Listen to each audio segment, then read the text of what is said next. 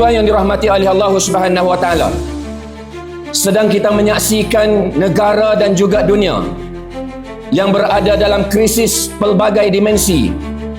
Krisis akhlak, krisis ekonomi, krisis kepimpinan dan krisis kemanusiaan.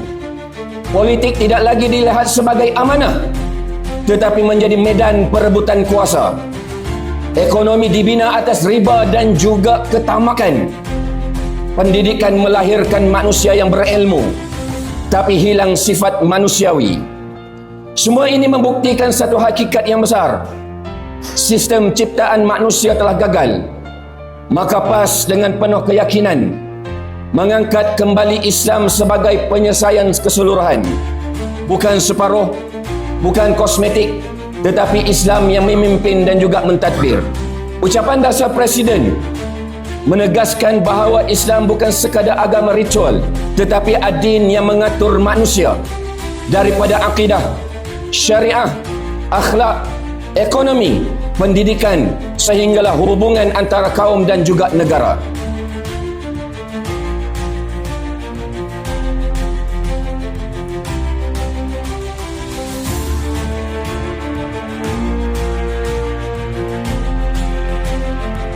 Bila kita bincang berkenaan dengan munakasyah, ucapan dasar, tajuk dia ialah kita tahu kita nak memimpin kembali pada Islam.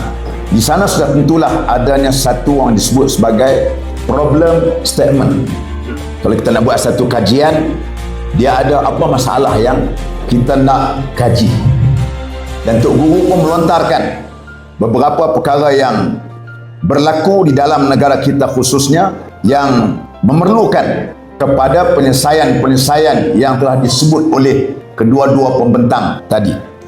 Kita harapkan kawan-kawan kita hadam benda ni untuk kita bawa bincang di dalam usrah kita, dalam liqa' fikri di kawasan dan juga di dalam perbincangan untuk munakasyah di peringkat kawasan-kawasan. Saya mewakili pimpinan tertinggi PAS Negeri Perak untuk memberikan arahan-arahan seperti begini supaya ianya ialah kejayaan ini ialah kejayaan bukan individu, kejayaan ini ialah kejayaan bersama.